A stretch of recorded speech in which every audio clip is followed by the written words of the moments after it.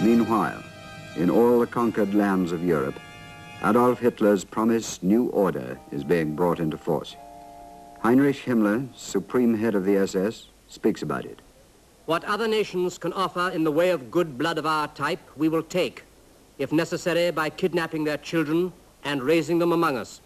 Whether other nations live in prosperity or starve to death like cattle interests me only insofar as we need them as slaves for our Kultur. Whether 10,000 Russian women fall down from exhaustion while digging an anti-tank ditch interests me only insofar as the anti-tank ditch for Germany is finished. Here speaks Erich Koch, Reich Commissar for the captured Ukraine. We are a master race and must remember that the lowliest German worker is racially and biologically 1,000 times more valuable than the population here.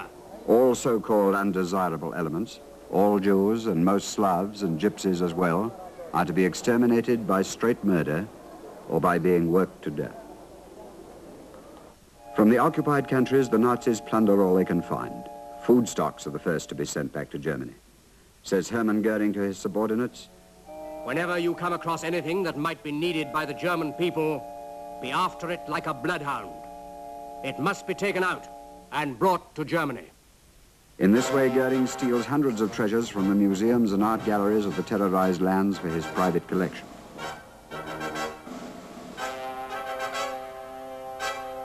From all the occupied countries, too, thousands upon thousands of human beings are marched to Germany to be used as forced labor in the mines and fields and factories. A vast army of slaves is created to work under hideous conditions for the master race. 7.5 million civilians from all parts of Europe are slaving for the Third Reich, to which add 2 million prisoners of war.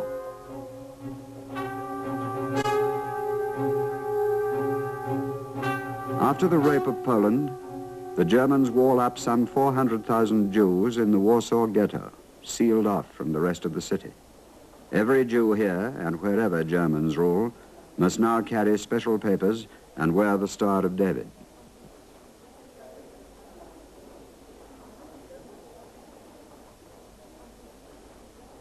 They are allowed just enough food to keep about half their number barely alive.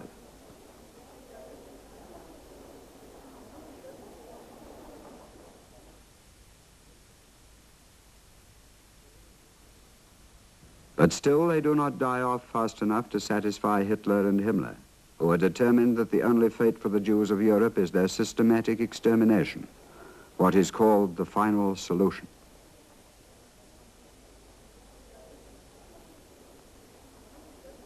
Each day in the ghetto, the Jews are rounded up from their homes or on the streets.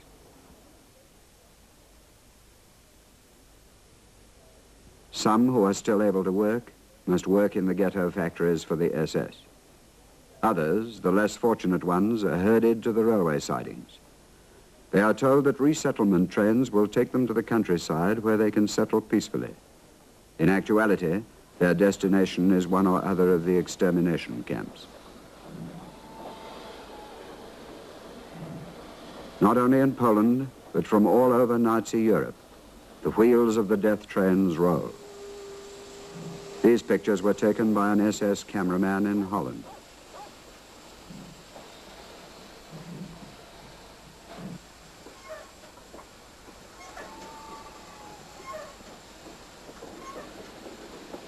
A mass transport of human flesh from the Ukraine, from Hungary, from the Balkans, Greece and Italy, from the West, France, Belgium, Austria and Holland, shipped in cattle trucks, mostly without food or water.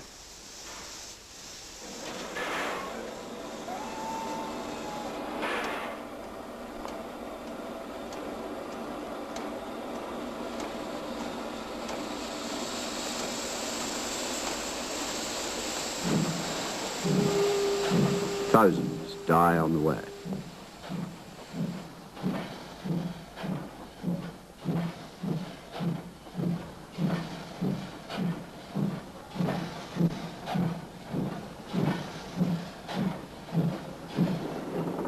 On arrival at huge and specially designed camps, they are greeted by music from loudspeakers, partly to lull their suspicions They still do not know what will happen to them, partly to drown the screams of those being done to death.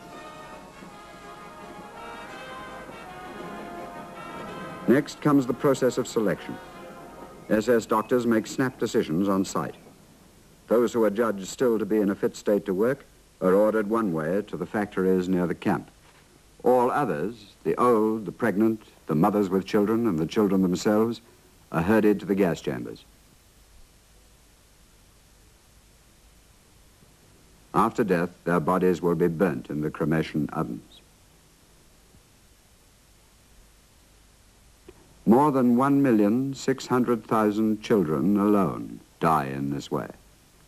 To save time, many of the small children are thrown into the cremation ovens alive.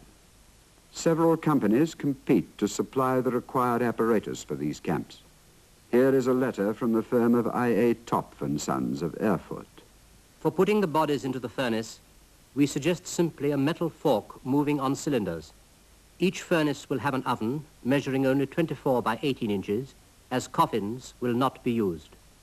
For transporting the corpses from the storage points to the furnaces, we suggest using light carts on wheels, and we enclose diagrams of these drawn to scale. Heil Hitler. At Auschwitz in Poland, it is possible to dispose of up to 6,000 bodies in one day.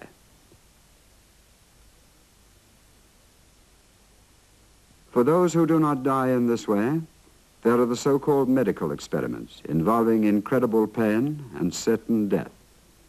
Men, women, and children are used in experiments of freezing, castration, transfer of cancer cells, and other experiments. Well-known German industrial firms set up factories close to the camps to make use of the cheap labor. It is a profitable transaction both for the SS and the businessmen. There are also valuable sidelines. When dead, the human body has many things worth money. Bones, hair, gold from teeth, even artificial limbs, all are carefully collected by the camp guards for selling in the best market.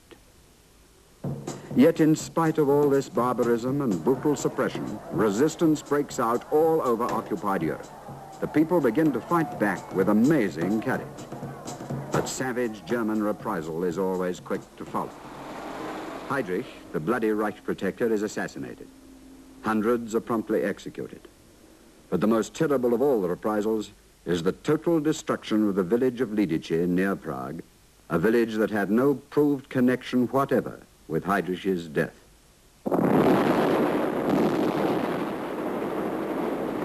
Under the command of Captain Max Rostock, security police shoot every man and boy out of hand.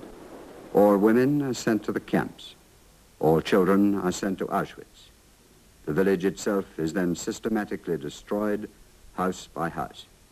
The SS is so proud of its work that it is filmed by an official cameraman.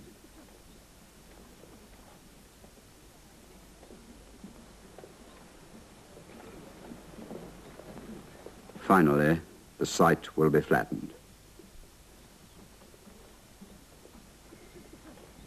We are barbarians. We want to be barbarians. It is an honorable title.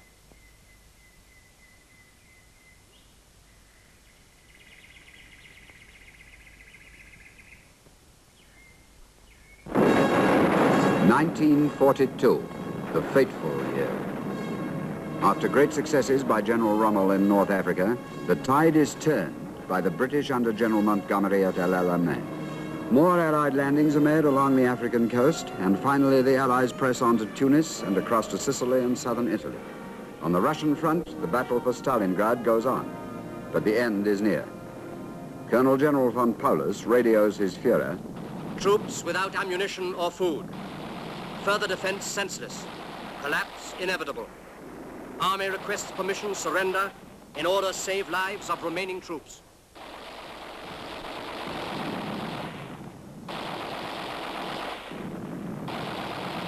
But the warlord is not interested in lives. He replies, "Surrender forbidden. 6th Army will hold their positions to the last man and the last round, and by their heroic endurance will make an unforgettable contribution toward the establishment of a defensive front and the salvation of the Western world." On January the 31st, 1943, 91,000 German troops, 24 generals, and General von Paulus himself surrender. Had the Führer cared for human lives, had he allowed von Paulus to surrender earlier, thousands of both German and Russian lives might have been saved.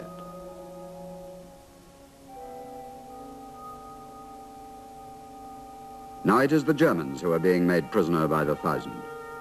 It is obvious to the whole world that at last German aggression is halted.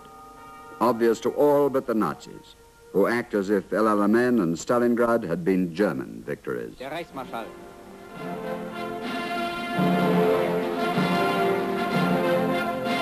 Generalfeldmarschall Keitel, Großadmiral Dönitz, Reichsführer SS Himmler, Generalfeldmarschall von Bock, Generalfeldmarschall Milch, Reichskriegsopferführer Oberlin-Ober.